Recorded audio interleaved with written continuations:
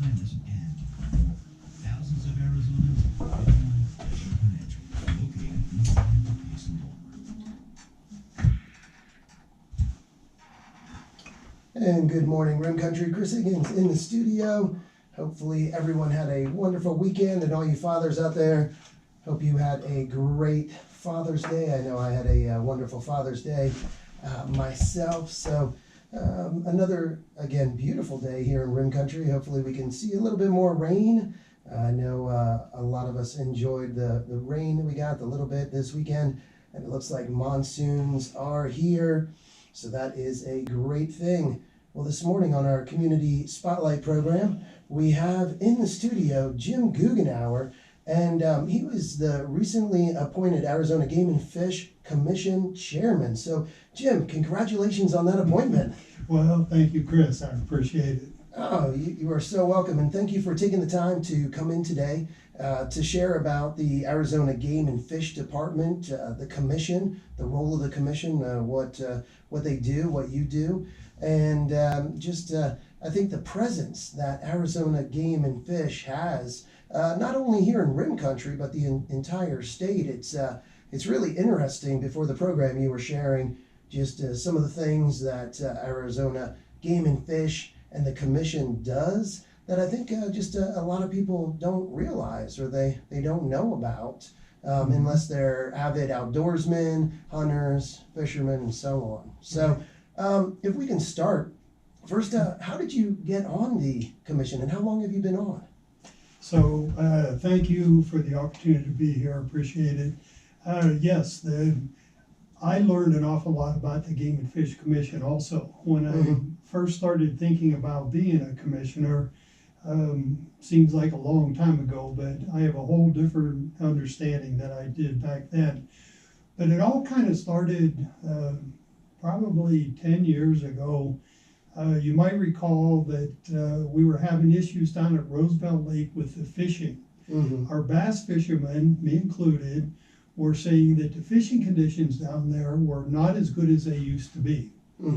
And so I remember having a meeting down at the tackle box down in Tonto Basin, and there were some local guys there and some guys from Payson were there one morning, and we were talking about how lousy the fishing was, and we decided that we'd contact the Game and Fish Department and ask them to help or to hear this. So somehow I got appointed to be the representative to contact the Game and Fish Department, and we started meeting with them, and lots of people turned out pretty passionate about what the fishing was in that lake. And turns out after about 6 months of surveys and investigations, they determined that there were gizzard shad in Roosevelt Lake, which are non-native to our waters here, so somebody put them in there. Could have been as simple as a minnow bucket. Somebody bought some minnows, and at the end of the day they throw them in the water, and all of a sudden you have these non-native species in there. But because of the construction of Roosevelt Lake, where it's mostly river rock and sand on the bottom, these gizzard shad grew in huge numbers. They spawned 2 or 3 times a year. They literally would look like an oil slick coming down the bank. That's how big in numbers there were in there. Wow. So what they were doing was eating every spring. They would eat the eggs of the crappie and the bass. So many of them, they would just push the bass and the crappie off the beds and eat the eggs. So it wasn't an abrupt change in the status of the lake. It happened over a period of about 3 or 4 years and continued to get worse. Fast forward, after lots of meetings and lots of dialogue, the biologists and the scientists at the Game and Fish Department came up with 2 solutions. One was to put Florida strain bass into Roosevelt Lake. Typically we have northern bass in there. Florida strain bass are larger bass, and they are ferocious eaters, and they would devour gizzard shad, and they did. The gizzard shad population is well controlled now with these Florida strain. The Game and Fish Department put over 1 million Florida stream bass into Roosevelt Lake. Wow. Today, those fish are averaging about 5 pounds. So the bass fishing tournaments are really happy, Yeah. and the lake is healthy. The second solution was to put more habitat, artificial habitat, into the lake. Yeah. And right now, there's about 1,500 to 2,000 artificial structures for small fish to hide behind and big fish to kind of hang around because they know the little fish are in there somewhere. But it's been a great success story. Roosevelt Lake is back better than it's ever been. And fishermen are really happy with it. Wow, so that was kind of the event that got you on the commission, or got you going in that direction. I was writing articles for the newspaper. You might recall I was had a radio show on KMOG. Yeah. And I was contacted by several of the organization groups and told about the commission. And as I said earlier, I didn't know a whole lot about it. And it took a couple of years to kind of understand that. But Arizona is unique in the way that they identify people to be on the commission. There's actually in statute an organization called the Commission Appointment Recommendation Board, or the CARB Board. And it's a member of 5 panels who are also appointed by the governor. And they conduct interviews of candidates that want to be commissioners. And they ask you some pretty pointed questions about what's your background in conservation, how do you understand what a commission does, what's your experience with budgets, things like that. From that group, they, per statute, will send between 2 and 5 names to the governor for selection. And then the governor will select one of those candidates to go forward. He's nominated, or she is nominated at that point, and it normally happens in December. In January, when the state legislature comes back into session, the nominee meets with a subcommittee with the state senate, normally the Natural Resource and Water Committee. You go through interviews again with the legislators, you get passed out of that committee by a majority, and then there's a floor vote, typically with the full Senate, for confirmation. At that point, you begin your 5-year term as a commissioner. Wow. So now how do you get selected as chairman then? Chairman is you kind of build as you go through it. So I just started my 4th year, my 5-year term. So you gain this experience every year that you're on the commission. You learn more about it, what your role is, what some of the committees are, how the department functions. And then because we have a new chairman each year, they're nominated by the commissioners. So at the June meeting that we just had in Payson here a couple of weeks ago, there was a motion for me to be the chairman, for Dr. Todd Goughnour from Prescott to be the vice chairman. It was second and voted unanimously to be the chairman. Nice. So, and you started to tell everyone a little bit about the role of the commission, Arizona Game and Fish Commission, but I guess can you go into that a little bit more? So if you look at it broadly, the commission kind of acts like a board of directors for the company. We oversee all operations of the department. But one of the things we always, it's easy to say some words and difficult to do. One of the things that we focus on is holding wildlife in public trust. I'm learning as a commissioner that this is a much more significant role than I thought it was. The wildlife in Arizona, by holding it in a public trust, belongs to the people. The Game and Fish Department doesn't own it, the commission doesn't own wildlife, and even if you own private land in Arizona, you can own the private land, you do not own the wildlife that's on there. Wildlife in the state of Arizona belongs to the people. And so that's what the commission's charter is to protect. We want to make sure for generations going forward, our kids, their grandkids, that they get to experience the outdoors and have access to wildlife just like we do today and just like our forefathers presented to us. So a huge challenge. It's an honor to be able to make sure that we go forward. When we make decisions regarding hunt regulations, trail cameras, anything we do, it's on behalf of the people that the wildlife is held in trust for. And the number, it really, I was shocked, I was surprised when you said the number of species, different species here in Arizona. So pretty amazing. People don't realize this. Everyone thinks Game and Fish Department, okay, they're the guys who work on the hunting and fishing.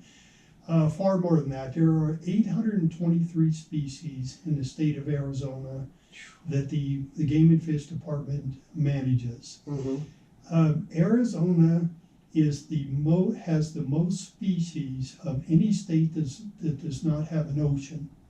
And the reason that is because those states get to count all the wildlife that's in the ocean as part of their count of the species that they manage. But for any state that doesn't have an ocean, Arizona has the highest amount. And right here in Rim Country is centrally located. There are more in our area than any other portion of the state.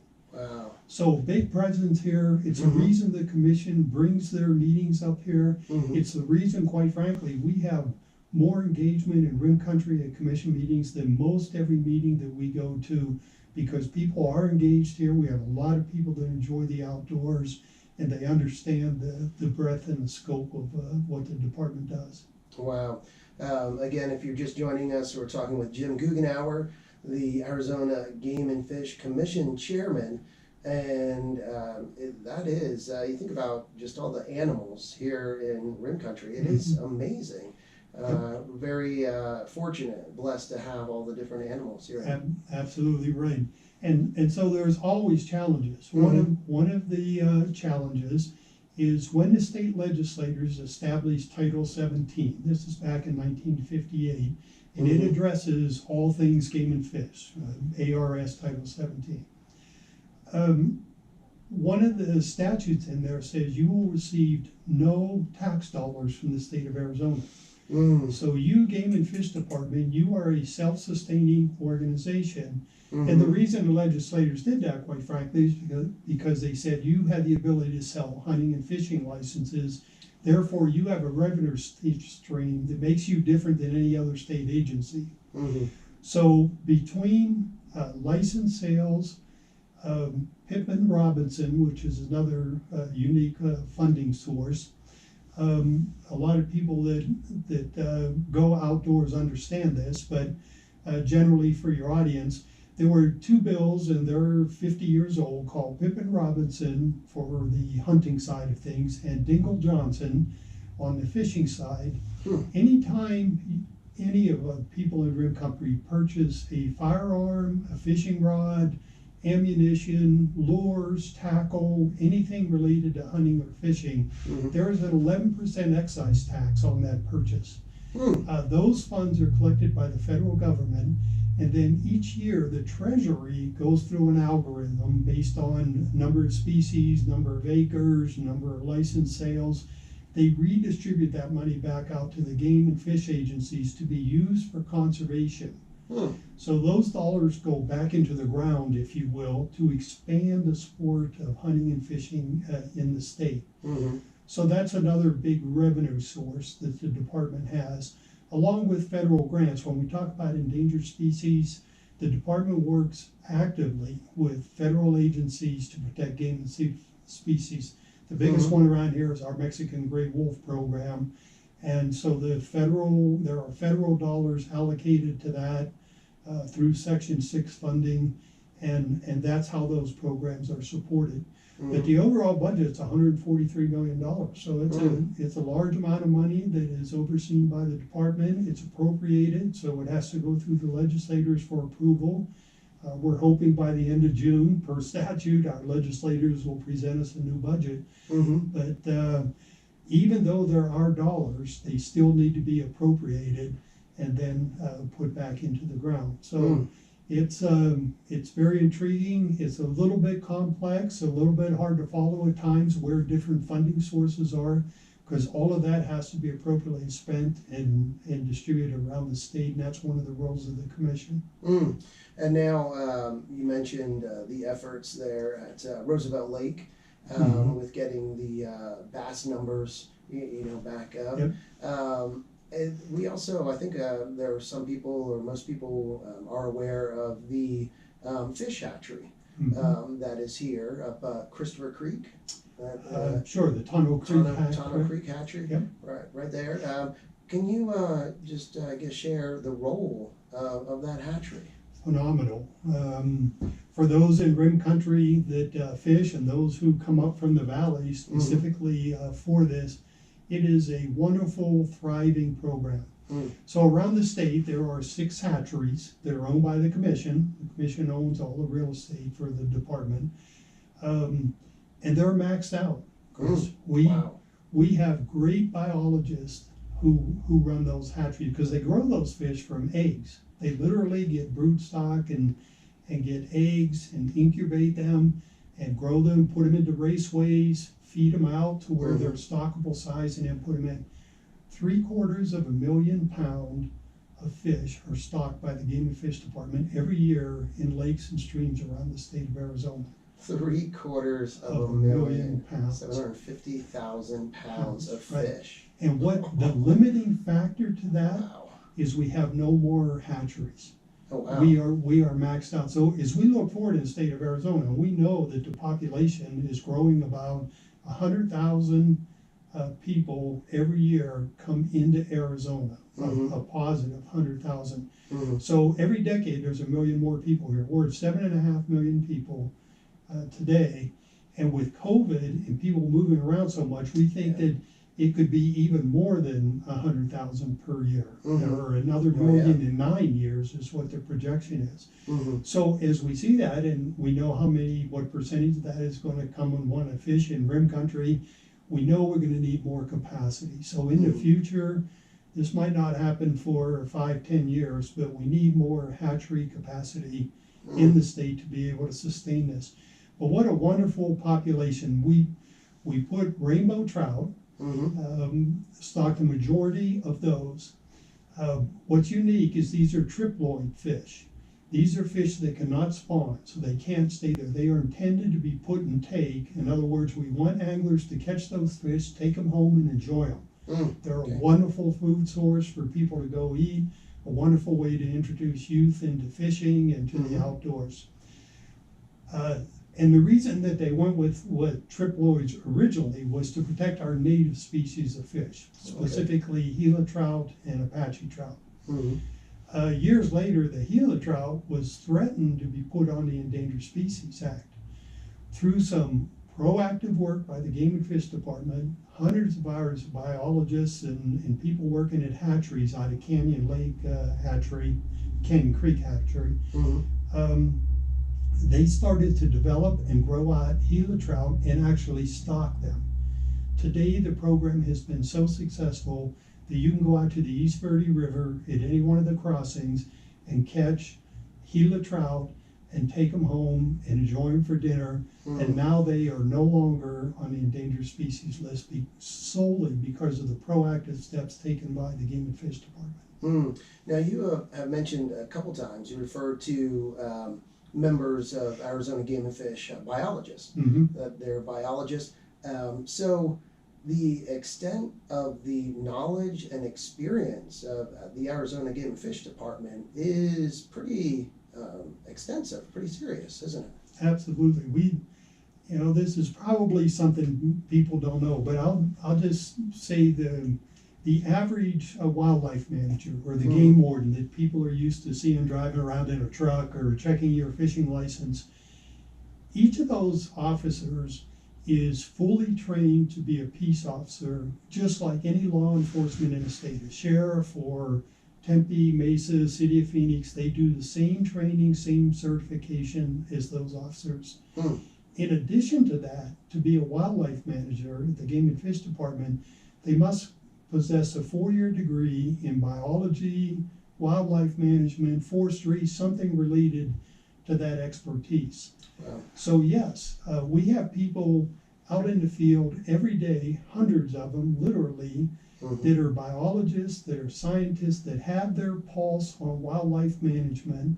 Wow. And the department is by far the most experienced, knowledgeable group of people to manage wildlife in the state of Arizona. So when we pass hunt regulations, when we pass certain endangered species plans, or we put together 5-year strategic plans of how we're going to manage wildlife in the state of Arizona, we've got the best of the best making those decisions. Wow, it's being done by people that, as you said, are out there in the field and also have that knowledge, that training and experience that are making the decisions, not just maybe a policymaker or Exactly. somebody that's removed from the area. Exactly. We get, as commissioners, we get hundreds and sometimes thousands of letters from constituents. Well, why don't you do this? Well, why don't you do this? And we try to answer those. Quite frankly, a lot of times it's just the person writing the letter has maybe not as much experience or as much knowledge as what the department does of why they're doing something. So we try to follow up with those letters as best we can to let people know why we can or can't do something. But yeah, you know, we always go back to the department and the expertise that's within the walls down there. And from the examples that you've given this morning, it does sound like Arizona Game and Fish is always looking at and has to look at a bigger picture and also looking long term. Absolutely. And the strategic plan is always, that's how we perpetuate wildlife and hold it in a public trust. We make sure that the impacts we're doing. When we set guidelines, for example, let's take Unit 22 and we say, well, how many elk permits do you want to put in Unit 22? Every year when it gets to hunt regulations, we get letters from people, you should have less, and half the people say you should have more. and so you're always in there with the scientists trying to project that. But at the same time, you say, okay, we don't want to do anything to impact the herd size. We don't want to do anything to impact the makeup of the herd. So whatever permits are allocated for different regions, we want to make sure that we're not hurting any wildlife, anything that pertains. So they're conservative numbers. A lot of our sheep tags, there's one per the whole unit, just to make sure that we are conservative, that we perpetuate that species into the future. And you mentioned sheep tag. Sheep tags. Are there sheep in this area here in Rim Country? Yes, and one of the mix. As we said, we are blessed here in Rim Country to have such a wide variety of species. And so recently, sheep migrated into Hell's Gate area. The population has been growing. The surveys from our wildlife managers are indicating that there may actually be enough to sustain a hunt in here. We might have a permit or two in the next year or two for this region up here to hunt sheep. Really different, really unique. Once again, it's just because of the landscape that we have here that we are able to do that. Wow. And so are there any, I know there are some projects or, things that you have going on, the commission is going on. Are there some that you can share, things that you're looking at here in the near future? Sure. So, and I always like to talk about both sides, the aquatics or the fishing side. There's an aquatics branch in the department, and there's a terrestrial branch that is more the hunting side of things. So we touched on a little bit the Gila Trout stocking program and the hatcheries. The newest one is Cold Springs Ranch. A few years ago, the commission purchased Cold Springs Ranch, and one of the reasons we purchased that property is there's a spring on it. That spring flows enough water that we can actually build a hatchery at Cold Springs, and that is the strategic plan. Wow. It doesn't flow enough water to do a full-blown hatchery and a bunch of rainbow trout, but we can surely do limited water. One of the nice things about Gila trout is they don't require as much water as other species. So we're looking at that to be a future Gila Trout hatchery at Cold Springs Ranch. Wow, great. Wonderful plan going in place right now. The past legislative session passed enough money to complete the planning efforts and to construct fences around the property up there. So we're looking at that strategically. This is going to how we will continue to be able to have native species in the streams around rim country. The other cool thing is these Gila trout, these are spawner fish. So if you put those into like the East Verde and other streams that we have around here, and they survive and they make it through the winter, they'll spawn and they'll grow new fish on their own. So if we think out 10, 15 years, I can see a day where we'll have less rainbow triploid fish that are being stocked, and actually less of the native trout, the Gilas, because they're perpetuating themselves in the water. So it's a great thing. We got native fish here. We can go catch them. They can pretty much sustain on their own. Yeah. On the terrestrial side, on the wildlife side, this past year through our HPC process, this is Habitat Partnership committees, they put water primarily out for wildlife. So 2 drinker tanks were funded down in Gila. Enormous drinker tanks. These are 10,000 gallon holding tanks for water. So they put these tanks there, and it allows wildlife then to go get a drink of water, and we make sure that that water is always filled. We haul water when needed, but going back to the scientists and the engineers, these guys are so good at building these tanks now for wildlife that they build them in locations and they orient themselves such that the natural flow of water into the tank sustains it. These 2 tanks that are down there in Gila, we've never had to haul water to them yet, because there's been enough natural runoff to just sustain the water level in there and keep a constant source of water for wildlife down there.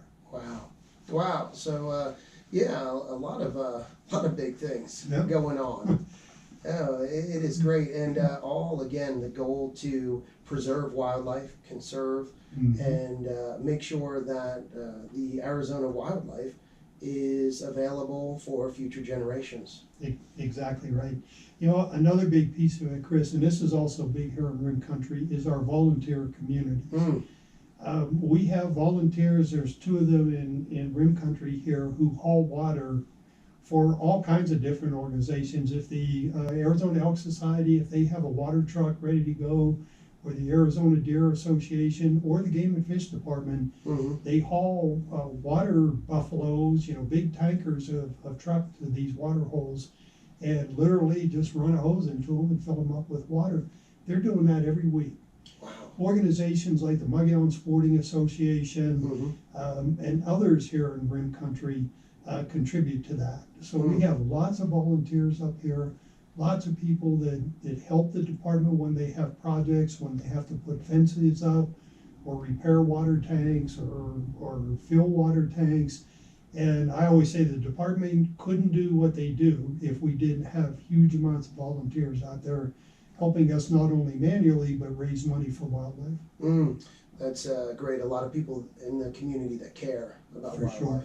And MSA, the Guggenhour Sporting Association, their annual banquet, boy, a great banquet. When is that scheduled for? August 6th. August 6th, that's the first right. Saturday. It'll be at the Madezel Hotel and Casino.